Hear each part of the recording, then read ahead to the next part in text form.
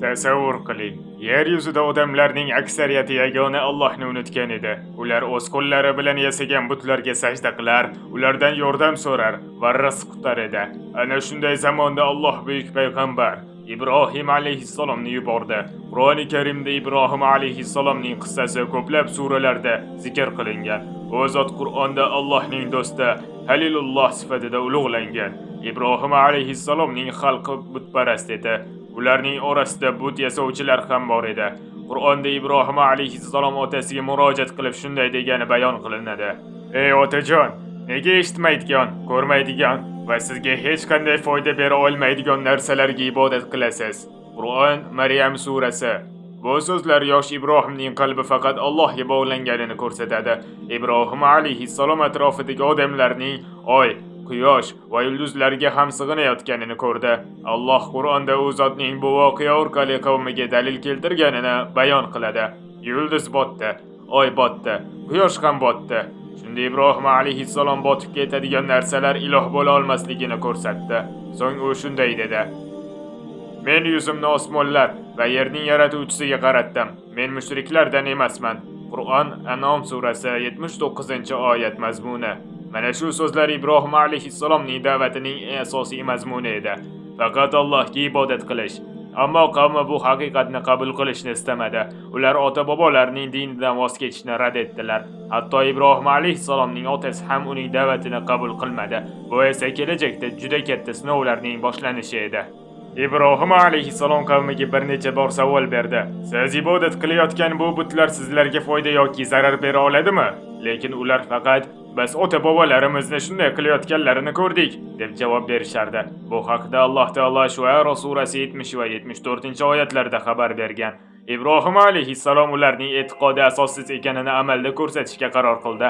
Qur'onda aytilishicha, u zot ichida: "Allohga qasamki, sizlar ketganingizdan keyin butlaringizni bir tadbir qilaman."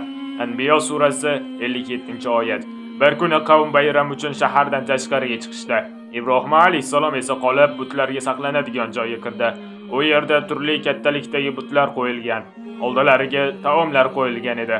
Ibrohim alayhissalom ularga kinoya bilan dedi: "Nega ovqat yemaysizlar?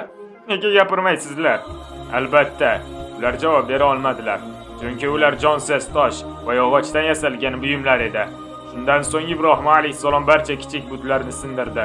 Faqat eng katta butni qoldirib, boltani uning bo'yniga osib qo'ydi. Qavm qaytib kelgach, butlar parcha bo'lganini ko'rib dahshatga tushdi. Ular: "Bizning ilohlarimizni kim bu ahvolga soldi?" dedilar. Ba'zilar: "Ibrohim degan bir yigit ularni yomonlar edi" deb aytdilar. Anbiyo surasi 58 va 60-oyatlar. Ibrohim alayhissalomni xalq oldiga olib kelishdi va "Bularni sen qildingmi?" deb so'rashdi. Ibrohim alayhissalom ularga o'ylashlari uchun shunday javob berdi: "Balki buni mana shu katta but qilgandir. Agar gapira olsalar, o'zlaridan so'ranglar." Anbiyo surasi 60-oyat.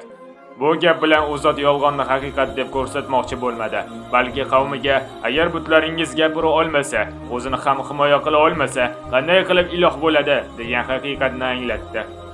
Bir lahza qavm o'z vijdoniga quloq soldi. Qur'onda aytilishicha, ular "Sizlarga o'zingiz zolim ekansizlar" deb o'zlariga tan berdilar. Ammo oradan ko'p o'tmay yana kibrlari ustun keldi va haqiqatni rad etdilar.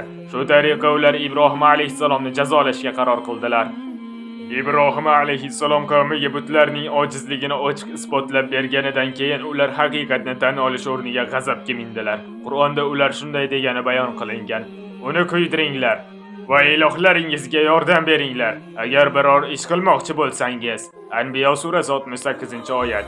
Shundan so'ng ular juda katta olov yoqdilar. Qur'onda olovning qanday yoqilgani yoki uning hajmi haqida batafsil ma'lumot berilmagan. Shuning uchun bu borada turli rivoyatlarni aniq haqiqat sifatida aytmaymiz. Muhimi, Qur'on tasdiqlagan haqiqat shuki, ular Ibrohim alayhissalomni olovga tashlashga qaror qildilar. Ibrohim alayhissalom esa Allohga tavakkal qildi. Sahih hadisda rivoyat qilinishicha, u zot olovga tashlanayotgan paytda: "Hasbunallohu va ni'mal vakil. Bizga Allohning o'zi kifoya. U qanday ham yaxshi vakil" deb aytganlar. Bu rivoyat Sahih al-Buxoriyda kelgan. Shu paytda Alloh taolo o'zining buyuk mo'jizasini namoyon qildi. Qur'onda shunday marhamat qiladi: "Ey olov, Ibrohim uchun salqin va omon bo'l. Anbiyo surasi 69-oyat. Bir lahzada olovning kuydirish xususiyati Allohning amri bilan yo'qoldi. Ibrohim alayhissalomga hech qanday zarar yetmadi. Keyingi oyatda Alloh taolo shunday deydi: Ular Ibrohimga makr qilishni istadilar.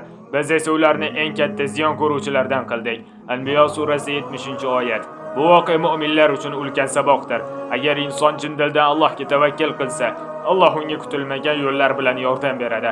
Olov Ibrohim alayhissalomni kuydira olmadi, chunki olov ham Allohning yaratgan maxluqidir va faqat uning amri bilan ta'sir qiladi.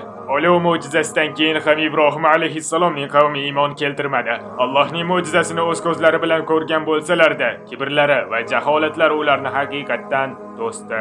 Shunda Ibrohim alayhissalom Alloh yo'lida eng og'ir qarorlardan birini qabul qildilar.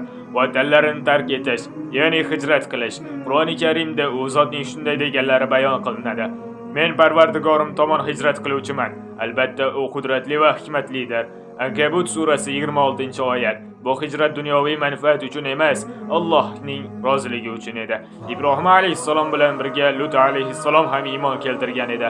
Alloh taolo Lut alayhissalomni ham payg'ambar qilib yubordi. Bu zot keyinchalik o'z qavmiga yuborildi. Hijrat davomida Ibrohim alayhissalom yonida sodiq va mu'mina ayollari Sora ham bor edi. O zot barcha sinovlarda eriga tayanch bo'ldi. Qur'onda Alloh Ibrohim alayhissalomga haqida shunday marhamat qiladi: Biz unga Ishoqni va Yaqubni ato etdik va zurriyotidan payg'ambarlar hamda kitoblar berdik. Ankabut surasi 27-oyat. Bu oyat Ibrohim alayhissalomning sabr va tavakkali uchun Alloh ularga buyuk ne'matlar berganini ko'rsatadi. Keyinchalik ko'plab payg'ambarlar aynan u zotning avlodlaridan chiqdilar. Ibrohim alayhissalomning hayoti bizga shuni o'rgatadiki, ba'zan haq yo'lida eng yaqin insonlardan, tug'ilib o'sgan yurtdan va odatlangan hayotdan voz kechishga to'g'ri keladi. Ammo Alloh yo'lida qilingan hech bir qurbonlik zoya ketmaydi. Shundan keyin Ibrohim alayhissalom hayotida yana bir katta sinov boshlandi. Bu zot uzoq yillar farzand ko'rmadilar, ammo Allohning va'dasi albatta haq edi. Ibrohim alayhissalom umrlarini Allohning dinini yoyishga bag'ishladilar. Yillar o'tdi, ammo u zotning farzandlari yo'q edi. Shunga qaramay Ibrohim alayhissalom Allohning rahmatidan umidlarini uzmadilar. Qur'oni Karimda u zotning duolari shunday bayon qilingan: Ey Rabbim, menga solihlardan bo'lgan farzand ato etgin. Saffot surasi 100-oyat. Alloh taolo bu duoni ijobat qildi va marhamat qildi. Biz unga halim, yumshoq fe'lli bir o'g'ilning xushxabarini berdik. Saffot surasi 101-oyat. Tafsir olimlarining ko'pchiligi bu oyatda zikr qilingan o'g'il Ismoil alayhissalom ekanini aytganlar. Ismoil alayhissalom tug'ilishi Ibrohim alayhissalom uchun ulkan katta ne'mat edi. Chunki bu ne'mat uzoq yillik sabr va duolardan keyin berilgan edi. Ammo Alloh taolo o'zining suyukli bandalarini katta martabalarga faqat sinov bilan yetkazadi. Ismoil alayhissalom hali kichik bo'lgan paytda Alloh Ibrohim alayhissalomga yana bir buyruq berdi. Qur'onda aytilishicha, Allohning amri bilan Ibrohim alayhissalom Hojar va go'dak Ismoilni odam yashamaydigan, ekin bitmaydigan vodiyga olib bordilar. Bu joy keyinchalik Makka bo'ldi. Ibrohim alayhissalom ularni o'sha yerda qoldirib ketayotganlarida Hojar onamiz: "Buni sizga Alloh buyurdimi?" deb so'radilar. Ibrohim alayhissalom ha deb javob berdilar. Shunda Hojar onamiz buyuk tavakkal bilan: "Unday bo'lsa Alloh bizni zoya qilmaydi" dedilar. Bu voqea Sahih al-Buxoriyda rivoyat qilingan. Ibrohim alayhissalom oilalaridan uzoqlashar ekanlar, Qur'onda kelgan mashhur duoni qildilar: Ey Robbimiz, men zurriyotimning bir qismi sening muqaddas uying huzuridagi ekinsiz vodiyga joylashtirdim. Ey Robbimiz, toki ular namozni mukammal ado etsinlar. Ibrohim surasi 37-oyat. Bu vodiy keyinchalik dunyoning eng muqaddas shaharlaridan biri Makka ga aylandi. Ular o'tdi, oziq-ovqat va suv tugadi. Ismoil alayhissalom chanqab yig'lay boshladilar. Hojar onamiz esa farzandini qutqarish uchun suv izlashga tushdilar. Bu zot avval Safo tepaligiga chiqdilar, atrofga qaradilar, ammo hech kimni ko'rmadilar. Keyin Marva tomon yugurdilar. Bu yerda ham chiqib qaradilar, lekin suv ham odam ham yo'q edi. Shu tariqa Hojar onamiz Safo va Marva orasida 7 marta qatnadilar. Bu voqea sahih hadisda Sahih al-Buxoriyda rivoyat qilingan. Bugungi kunda haj va umra ibodatdagi sa'y amali aynan shu voqeani yodga soladi. Alloh taolo o'z bandalarini yolg'iz qoldirmaydi. Hojar onamiz Ismoil alayhissalomga yoniga qaytganlarida Allohning amri bilan yer ostidan suv otila boshladi. Bu muborak buloq Zamzam edi. Rivoyatda aytilishicha, Hojar onamiz suv oqib ketmasligi uchun uni to'plab Zamzam, ya'ni to'xta deb aytganlar. Rasululloh sallallohu alayhi va sallam: Alloh Hojarga rahim qilsin. Agar u Zamzamni to'smas edi, u oqar daryo bo'lar edi deganlar. Bu hadis Sahih al-Buxoriyda rivoyat qilingan. Ko'p o'tmay qushlar suv ostida aylana boshladi. Buni ko'rgan Jurhum qabilasi bu yerda suv borligini anglab kelishdi va Hojar onamizdan shu yerda yashash uchun ruxsat so'rashdi. Shunday qilib Makka vodiysi asta-sekin obod bo'la boshladi. Bu voqea bizga katta saboq beradi. Inson barcha sabablarni qilgach, natijani Allohga topshirish kerak. Hojar onamiz tinmay harakat qildilar. Alloh esa o'z rahmati bilan kutilmagan joydan najot berdi. Yillar o'tdi. Ismoil alayhissalom ulg'aydilar. U zot solih, sabrli va ota-onasiga itoatli inson bo'lib voyaga yetdilar. Alloh taolo Ibrohim alayhissalomni yana Makkaga boshladi. Ota va o'g'il uzoq ayriliqdan so'ng yana uchrashdilar. Bu safar Alloh ularga ulug' vazifani topshirdi. Ka'bani bunyod etish. Qur'oni Karimda Alloh taolo marhamat qilgan. Eslang, Ibrohim va Ismoil uyining Ka'baning poydevorini ko'tarayotgan edilar. Va ey Robbimiz, bizdan qabul qilgin. Albatta sen eshituvchi va biluvchisan dedilar. Baqara surasi 127-oyat. Ibrohim alayhissalom devorlarni ko'tarar, Ismoil alayhissalom esa toshlarni uzatardilar. Ular bu ulug' ishni bajararkanlar, o'z amallariga mag'rur bo'lmay, Allohdan qabul qilishini so'rab duo qildilar. Keyin ular shunday duo qildilar: Ey Robbimiz, bizni o'zingga bo'ysunuvchilardan qilgin va zurriyotlarimizni ham senga bo'ysunuvchi ummatlardan qilgin. Baqara surasi 128-oyat. So'ng yana duo qildilar: Ey Robbimiz, ularning orasida o'zlaridan bo'lgan bir payg'ambar yuborginki, ularga oyatlaringni tilovat qilsin, kitob va hikmatni o'rgatsin hamda ularni poklasin. Baqara surasi 129-oyat mazmuni.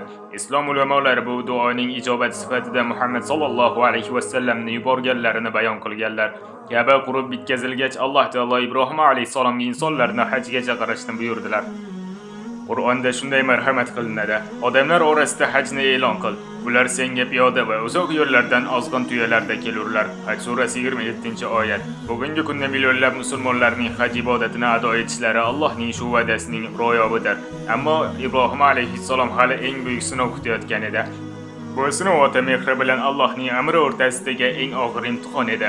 Ka'ba bunyod etilgach, Ibrohim alayhissalomning insoniyat tarixidagi eng og'ir sinovlardan biri kutayotgan edi. Alloh taolo o'z zotni tush orqali sinadi. Payg'ambarlarning tushi vahiy bo'lganligi sababli Ibrohim alayhissalom bu amrning Alloh tomonidan ekanini bildilar. Qur'oni Karimda shunday marhamat qilinadi: Ismoil otasi bilan yuradigan yoshga yetgach Ibrohim dedi: Ey o'g'lim, men tushimda seni so'yayotganimni ko'ryapman. Sen nima deysan? Saffot surasi 102-oyat mazmuni. Bu paytda Ismoil alayhissalom hali yosh yigit edilar, lekin u zotning javobi iymon va itoatning eng go'zal namunasi bo'ldilar.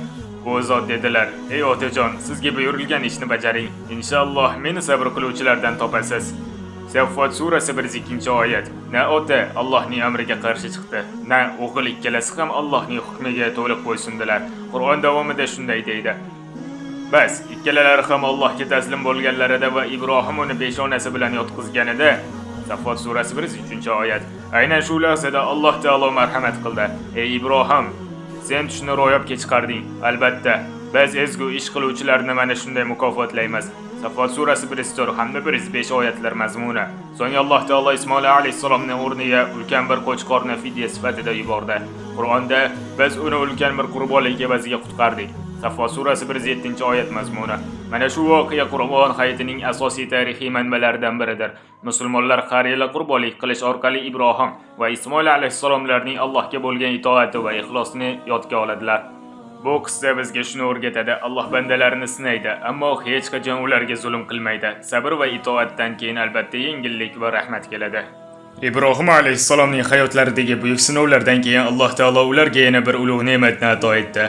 Bir kuni Ibrohim alayhissalomning huzurlariga notanish mehmonlar keldilar. Qur'oni Karimda bu voqea Hud surasi 69-76 oyatlar va Zoriyat surasi 24-30-oyatlarda bayon qilingan. Ibrohim alayhissalom mehmonlarni hurmat bilan kutib oldilar. Qur'onda aytilishicha, ular uchun qovurilgan buzoq tayyorladilar. Ammo mehmonlar taomga qo'l uzatmadilar. Ibrohim alayhissalom buni ko'rib, ichlarida xavotir his qildilar. Chunki o'sha davr odatiga ko'ra mehmon taom yemasa bu g'ayrioddiy hol edi. Shunda mehmonlar dedilar: "Qo'rqmang. Ular oddiy inson emas, Alloh yuborgan farishtalar edilar." Farishtalar Ibrohim alayhissalomga buyuk xushxabarni yetkazdilar. Biz sizga ilmli bir o'g'ilning xushxabarini beramiz. Qur'on Zoriyat surasi 28-30-oyatlar mazmuni. Bu xushxabar Ishoq alayhissalom haqida edi. Sora onamiz bu xabarni eshitib hayratlandilar. Chunki u kishi ham Ibrohim alayhissalom ham keksaygan edilar. Qur'onda Sora onamizning shunday deganlari bayon qilinadi: "Nahotki men qarigan chog'imda farzand ko'rsam, Farishtalar esa javob berdilar: Allohning amridan ajablanasizmi? Qur'on Hud surasi 72-73 oyatlar mazmuni. So'ng farishtalar kelishlarining yana bir sabablarini aytdilar. Ular Lut alayhissalomning qavmiga Allohning azobini yetkazish uchun yuborilgan edilar. Chunki bu qavm uzoq yillar davomida gunoh va buzuqlikda davom etib, Lut alayhissalomning da'vatini rad etgan edi. Ibrohim alayhissalom rahmdil inson edilar. U zot Lut alayhissalom va u kishiga iymon keltirgan mu'minlarning omon qolishi haqida so'radilar. Farishtalar javob berdilar: Biz u yerda kim borligini yaxshi bilamiz. Lut va mu'minlarni qutqaramiz. Qur'on Ankabut surasi va Hud surasi mazmuni. Shunday qilib Ibrohim alayhissalom Allohning va'dasi doimo haq ekanini yana bir bor ko'rdilar. Alloh mu'min bandalarni asraydi va o'z va'dasini albatta amalga oshiradi. Ibrohim alayhissalomning butun umrlari Allohga itoat, sabr va tavakkul bilan o'tdi. U zot butparast qavmga qarshi yolg'iz turdilar, olovga tashlandilar, yurtlarini tark etdilar, oilalarini Allohning amri bilan Makka ga olib bordilar, Ka'bani bunyod etdilar va hatto eng suyukli farzandlarini ham Alloh yo'lida qurbon qilishga tayyor bo'ldilar. Mana shuning uchun Alloh taolo Qur'oni Karimda u zotni ulug'lab shunday marhamat qiladi. Alloh Ibrohimni o'ziga do'st tutdi. Niso surasi 125-oyat mazmuni. Bu maqom Halilulloh, Allohning do'sti unvoni, juda ulug' martabadir. Alloh yana shunday deydi: Dar haqiqat, Ibrohim o'zi bir ummat edi. U Allohga itoat qiluvchi va haq yo'ldan og'magan zot edi. U mushriklardan bo'lmagan. Nahl surasi 120-oyat. Qur'onda yana Ibrohim uchun eng munosib odamlar unga ergashganlar shu payg'ambar Muhammad sallallohu alayhi va sallam va mu'minlardir. Oli Imron surasi 68-oyat mazmuni. Rasululloh ham Ibrohim alayhissalomni juda ulug'laganlar. Sahih hadisda shunday dedilar: Payg'ambarlar ichida Ibrohimga eng yaqin odam menman. Bu sahih hadis Muslimda rivoyat qilingan. Bu esa Ibrohim alayhissalomning Alloh huzuridagi yuksak maqomini ko'rsatadi. Ibrohim alayhissalom qissasida olinadigan saboqlar: faqat Allohga ibodat qilish kerak, haqiqat yo'lida yolg'iz qolishdan qo'rqmaslik kerak. Sinovlardan keyin albatta Allohning yordami keladi. Tavakkul va sabr mu'minning eng katta qurolidir. Allohning amri hamma narsadan ustundir. Duo qilishdan hech qachon umid uzmaslik kerak. Ota-onalar farzandlariga iymon va taqvoni meros qoldirishlariga intilishlari lozim. Ibrohim alayhissalomning hayoti shuni isbotlaydiki, Allohga chin dildan tavakkal qilgan va unga itoat etgan insonni Alloh bu dunyoda ham oxiratda ham ulug'laydi. Alloh taolo bizlarni ham Ibrohim alayhissalomning sof tavhidiga, sabriga va ixlosiga ergashuvchi bandalardan qilsin. Amin. Videomiz sizga yoqqan bo'lsa, obuna bo'ling.